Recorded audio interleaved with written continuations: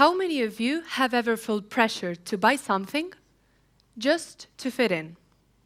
Think about it and raise your hands, please. So for the ones you have not raised your hands, you might be thinking, no, not really. My name is Jimena, and I'm standing here today because the truth is that we are all part of a system that pushes us to buy more than we need. It is caused by overconsumption, a cycle I have researched and one I would like to share with you. But first, let me tell you a story.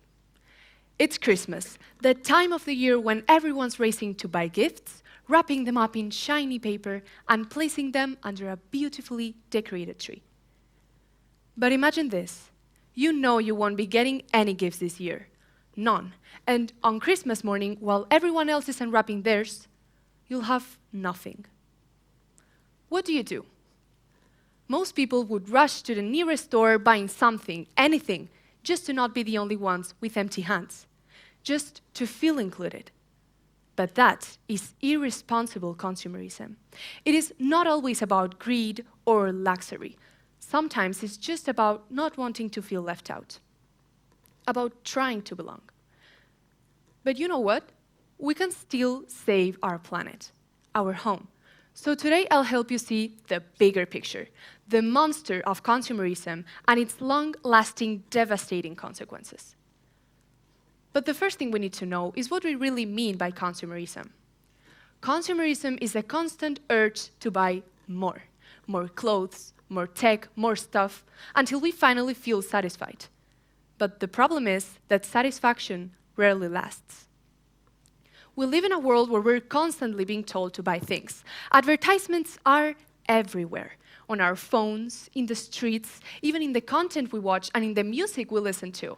Unless you have Spotify Premium, but it's not my case. It is subtle, but powerful. We are sold the idea that if we don't keep up, we are falling behind. Think about Instagram, TikTok, or YouTube.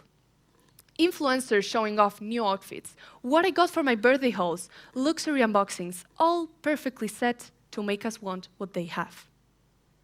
Suddenly, our everyday clothes feel too plain. Our perfectly working phone feels outdated. We start to believe that what we have isn't enough, even if just a moment ago we were happy with it. But here's the twist. Most of the times, we don't even realize it's happening. We say things like, I deserve this, or it was on sale. I mean, we have all said something like that, including myself.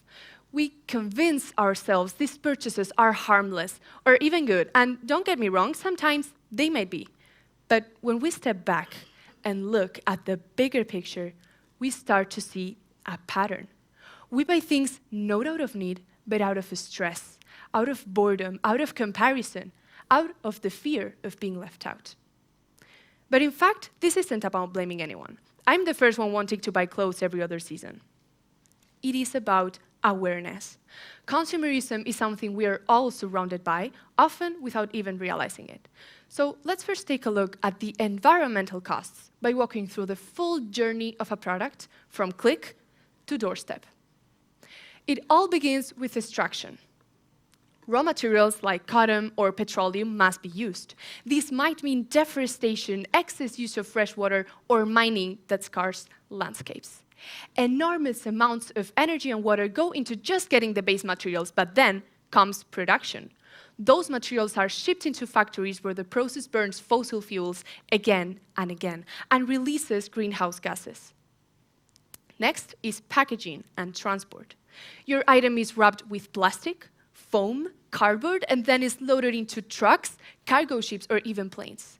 Every single mode of transport releases CO2 into the atmosphere. And in fact, the faster we want the delivery, the more emissions it takes to meet that demand. And finally, the delivery. After traveling thousands of kilometers, your package finally arrives. But now, how long will it last? A week? A month? A single use? But remember, all of this for just one purchase. Multiply that by millions every single day, and then think about the environmental damage that we are doing. Now let's take a look at the human cost, a part of consumerism we often do not see, but which is just as serious. Many of the things we buy are made by people working in difficult or sometimes even dangerous conditions. In sweatshops, workers may earn just a few dollars a day, which is barely enough to survive. Then long hours with little to no protection and unsafe environments are common. And yes, in some places, even child labor still exists, just so a t-shirt or a toy can be produced cheaply and then sold at a discount. These labor practices are kept hidden from us. We see the shiny product, the clean store, the polished ads. But behind it all are workers with no voice in the system, paying the price so that we can have fast and cheap goods. But here's the good news. Once we understand the problem, we can actually start to do something about it. And no, this does not mean we have to stop shopping completely or go live in the woods. It just means being more mindful about what we buy. So first, buy with intention. Before buying something, take a moment to ask yourself, do I really need this? Do I already have something similar to it? Am I buying it because I need it or because I want to feel a certain way?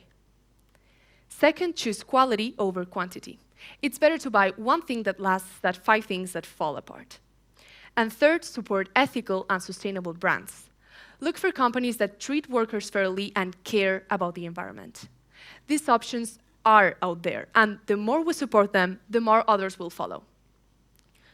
So now let's go back to that moment on Christmas morning. But now, after everything we have seen about the environment and about the people, we can ask ourselves, would we do the same thing again? Or would we pause for a second, recognize the pressure, and then choose differently? That's what this is really all about. Not guilt, not perfection, just awareness. We can pause. We can ask better questions, choose fewer, choose better, and more meaningful things. And most of all, we can let go the idea that we need to buy our place in the world, because fitting in shouldn't come at such a high cost. Thank you.